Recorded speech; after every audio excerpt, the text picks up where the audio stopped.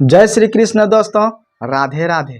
दोस्तों, भगवान श्री कृष्ण कहा करते हैं कि अगर किसी इंसान को औकात से ज़्यादा कुछ मिल जाए तो सबसे पहले वह इंसान अपना औकात भूल जाता है, चाहे वह पैसा हो, इज्जत हो या तो फिर रिश्ता हो।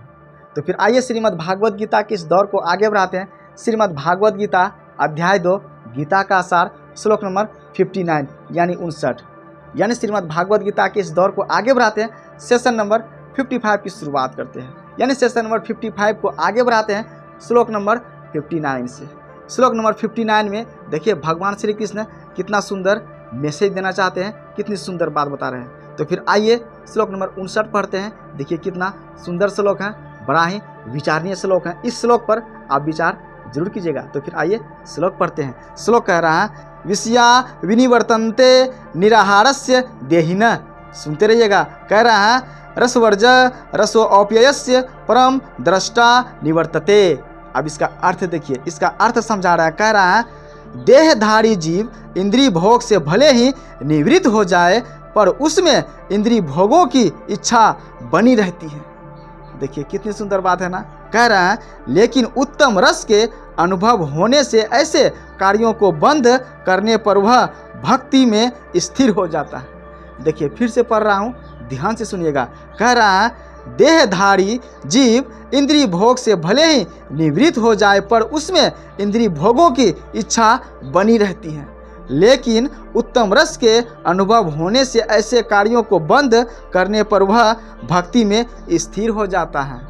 तो फिर आइए अब इसका तात्पर्य पढ़ेंगे। इसका तात्पर्य बहुत ही सुंदर दिया हुआ है, बहुत ही खूबसूरत ढंग से समझाने का प्रयास किया है। तो फिर आइए तात्पर्य पढ़ते हैं। तात्पर्य कह रहा है, जब तक कोई अध्यात्म को प्राप्त न हो तब तक इंद्रिय भोग से विरत होना असंभव है।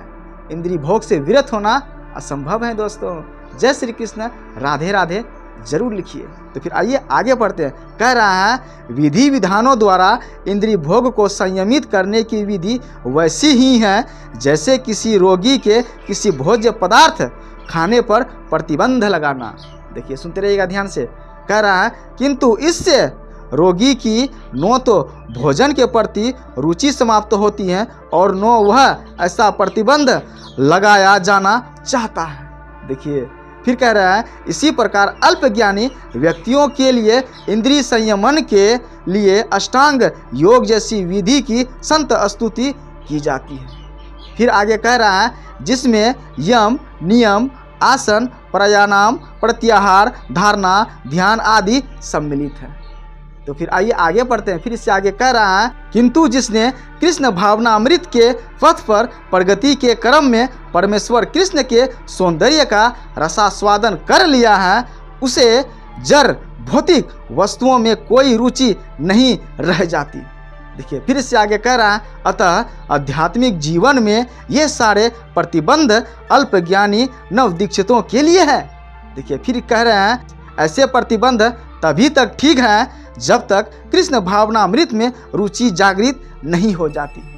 फिर इससे आगे कह रहे हैं, और जब वास्तव में रुचि जग जाती है तो मनुष्य में स्वतः ऐसी वस्तुओं के प्रति अरुचि उत्पन्न हो जाती है और रुचि उत्पन्न हो जाती है। तो दोस्तों इससे आगे की कहानी अगले सेशन में। तब तक के लिए जय हिंद, वंदे मातरम।